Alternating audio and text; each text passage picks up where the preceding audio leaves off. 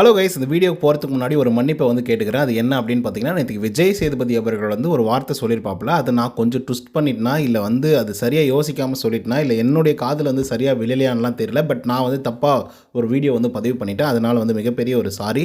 அது என்ன அப்படின்னு பார்த்தீங்கன்னா, விஜய் சேதுபதி அவர்கள் நாங்களே நினச்சாலையும் அது ஒரு ஆளை எவிக்ட் பண்ணி வெளியே அனுப்ப முடியாது அப்படின்னு சொன்னது முடியும் அப்படின்ற மாதிரி எனக்கு தோணிடுச்சு. ஸோ அதனால் பார்த்திங்க அப்படின்னா அந்த மாதிரி ஒரு வீடியோ பதிவு பண்ணிட்டேன். ஸோ அதனால் மிகப்பெரிய சாரியை நான் சொல்லணும்னு நினைக்கிறேன். ஸோ அது ஒரு தப்பான ஒரு இன்ஃப்ளூயன்ஸ் தான். ஸோ அதனால் பார்த்திங்கன்னா என்னை மன்னிச்சிடுங்க. இந்த வார வீக்கெண்டில் கண்டிப்பாக ஃபேட்மேனுக்கு செம்மையான ஒரு டோஸ் இருக்குது, ரோஸ்ட் இருக்குது அப்படின்றத நம்ம ஆரம்பத்துலேருந்தே சொல்லிட்டு இருந்தோம். ஏன்னா அவர் அந்த ரூலை பிரேக் பண்ணி ஒவ்வொருத்தருக்கிட்டையும் இன்ஃப்ளூயன்ஸ் படுத்துறதா இருக்கட்டும், அதே மாதிரி கேமோட சுவாரஸ்யத்தை பற்றி சொல்கிறதா இருக்கட்டும், வெளியில் என்ன நடக்குது அப்படின்னு சொல்கிறதா இருக்கட்டும், பணப்பொட்டியை பற்றி பேசுகிறதா இருக்கட்டும். ஸோ இந்த மாதிரி நிறைய விஷயங்களை பார்த்திங்கன்னா ஓப்பனாக பேசிகிட்டு இருந்தாங்க. இதனால் பிக் பாஸ் மறுபடியும் கூப்பிட்டு வார்னிங்கை கொடுத்து திரும்பியும் பார்த்திங்கன்னா அதே தான் இவங்க பண்ணிட்டு இருந்தாங்க. ஸோ அதை பற்றி அவங்க கேள்வி கேட்பாங்க அப்படின்னு சொல்லி எதிர்பார்த்துட்டே இருந்தோம். ஸோ அதே மாதிரி பார்த்திங்க அப்படின்னா நம்மளோட விஜய் சேதுபதி அவர்கள் கேள்வி எழுப்பியிருக்காப்புல. இதில் ஜாக்லின் தான் ஃபஸ்ட்டு தொடங்குறாங்க. இவங்க பயங்கரமாக மண்டையை கழுவ ஆரம்பிச்சிட்டாங்க. நீங்கள் இப்படி பண்ணுறீங்க, அப்படி பண்ணுறீங்க, அதை பண்ணாதீங்க, இதை பண்ணாதீங்க அப்படிங்கிற மாதிரிலாம் கழுவ ஆரம்பிச்சிட்டாங்க. அதில் குறிப்பாக ஃபேட்மேன் தான் சார் அப்படின்ற மாதிரி சொல்கிறாங்க. அதுக்கப்புறம் நம்மளுடைய தீபக் அவர்கள் என்ன சொல்கிறாங்கன்னா, ஃபஸ்ட்டு தனியாக ட்ரை பண்ணாங்க, அதுக்கப்புறம் ஒன்றா சேர்ந்து ட்ரை பண்ணாங்க, ஆனால் ஒன்றுத்துக்கும் பிரோஜனம் இல்லை சார் அப்படின்னு சொல்கிறாங்க. அதுக்கப்புறம் ரயான் சொல்கிறாப்புல. அவர் என்ன சொல்கிறாருன்னா, டேய் நீ பொட்டி எடுக்கிறதாண்டா பெஸ்ட்டு, நீ பொட்டி எடுத்துடுறா அப்படின்ற மாதிரி சொன்னார் சார். அது கேட்கும்போது எனக்கு ஒரு மாதிரி இருந்தது அப்படிங்கிற மாதிரி ரயான் அவர்கள் சொல்லியிருந்தாப்புல. அண்ட் ஃபைனலி பார்த்திங்கன்னா முத்துக்குமரா நீ பணப்பொட்டியை பற்றி என்ன நினைக்கிற அப்படின்னு சொல்லி கேட்டதாகவும் அதை முத்துக்குமரன் சொல்கிறாப்புல. அதுக்கு ஜாக்லின் இல்லை சார் அவங்க கேட்கவே இல்லை அப்படின்னு சொல்லி ஜாக்லின் சொல்லியிருக்காங்க.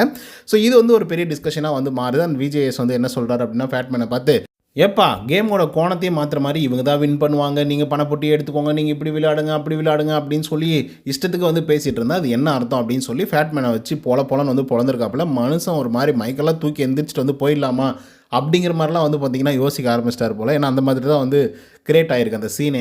ஸோ இது ஒரு பக்கம் வச்சுக்கலாம். இப்போ பிக் பாஸ் அவர்கள் தான் மைண்ட் கேம் விளையாடுங்க, அவங்களுக்கு டஃப் கொடுங்க, அவங்கள எக்ஸ்போஸ் பண்ணுங்கள், இந்த மாதிரிலாம் சொல்லாமல் சொல்லிட்டு இருந்தார் ஆக்சுவலாக சொல்ல போனால். ஸோ அந்த ஒரு விஷயத்தை தான் இவங்க ஃபாலோ பண்ணாங்க. இப்போது இந்த வாரத்தில் நீங்களும் ஒரு கண்டஸ்டண்ட்டாக உள்ளர வந்திருக்கீங்க அப்படின்னு சொல்லி அவங்கள நம்ப வச்சு ஏமாத்துறாங்கன்னு வச்சுக்கோங்களேன், 8 கண்டஸ்டண்ட்டை. ஸோ இவங்க ஏதாவது ஒன்று பண்ணால் மட்டும்தான் வெளியில் மக்களுக்கு தெரியும், ஏதோ ஒரு ஆதரவு கிடைக்கும், இல்லை ரீப்ளேஸ்மெண்ட்டுக்காக ஏதோ ஒன்று பண்ண முடியும். ஸோ அந்த விதத்தில் டாஸ்க் அப்படின்னு சொல்லி பார்க்கும்போது என்ன டாஸ்க் கொடுத்தாங்க, ஆடி ஆட்டம் என்னன்னு சொல்லிட்டு ஒரு டான்ஸ் டாஸ்க் கொடுத்தாங்க. அந்த டாஸ்க் இருக்கிறதுலே கேவலமாக பர்ஃபார்மன்ஸ் பண்ண ஒன் ஆஃப் த சீசன் அப்படின்னாக்க கண்டிப்பாக இந்த சீசனை தான் சொல்லி ஆடும். ஸோ இதை தாண்டி என்ன கேம் விளையாட முடியும் அப்படின்னா மைண்ட் கேம் தான் விளையாட முடியும்.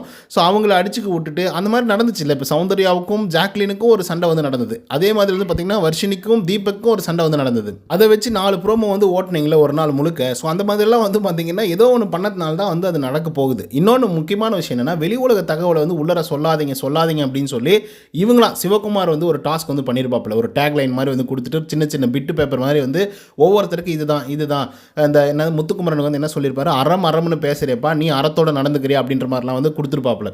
இது யார் கொடுத்தது? பிக் பாஸோட டீம் கொடுத்தது. கடைசியாக அந்த டாஸ்க் முடியும் போது சிவகுமார் சொல்லியிருப்பாப்புல. என்ன சொல்லியிருப்பார் அப்படின்னா, இதை உங்ககிட்ட கொடுக்க சொன்னாங்க, நான் கொடுத்துட்டேன் அப்படின்னு தான் சொல்லுவார். அவருடைய ஒப்பீனியனை அவர் சொன்னேன் அப்படின்ற மாதிரி எந்த இடத்துலையுமே அவர் சொல்லவே கிடையாது. கொடுத்துட்டேன் அப்படிங்கிற மாதிரி தான். ஸோ நீங்கள் வெளி உலகத்தில் இருக்கக்கூடிய கமெண்ட்ஸை பற்றியும் ரிவ்யூஸை பற்றி நீங்கள் உள்ளே கொண்டு வரும்போது, அதே மாதிரி வெளியே இருக்கக்கூடிய ஆட்களை உள்ளே கொண்டு வரும்போது நீங்களாக சொல்லி அனுப்புகிறீங்க, ஒவ்வொருத்தருக்கும் இந்தந்த டாஸ்க் பண்ணுங்கள், இவங்களை பிடிச்சி வெளுங்க அப்படின்லாம் பண்ணிவிட்டு அதுக்கப்புறம் அதை டைவர்ட் பண்ணி கொண்டு போய் எங்கெங்கேயோ எடுத்துகிட்டு போனாங்க அப்படின்னா அதை ஒரு கேள்வியாக கொஷனிங்காக பண்ணால் அது சரியா அப்படின்றது தெரியல. அண்ட் ஃபேட்மேனால் என்ன பண்ண முடியும்? ரிவ்யூ தான் பண்ண முடியும், ஒரு ஆட்டத்தை கலைக்கு கூட தான் முடியும். ஸோ அதை தான் பார்த்திங்கன்னா பண்ணிட்டு இருந்தார். ஸோ இதுக்காக நான் ஃபேட்மேனுக்கு சப்போர்ட் பண்ணுறேன்னு சொல்ல, இவங்களே பாம்பு விற்பாங்களாம், இவங்களா எடுப்பாங்களாம் அப்படின்றத மட்டும் தான் நான் சொல்ல வரேன். ஸோ இதை பற்றி உங்களோட கருத்துக்கள் என்ன அப்படிங்கிறத கமெண்ட்ஸில் சொல்லுங்கள். இந்த வீடியோ பிடிச்சிருந்தா லைக் அண்ட் சப்ஸ்கிரைப் பண்ண மறந்துடாதீங்க. நன்றி, வணக்கம்.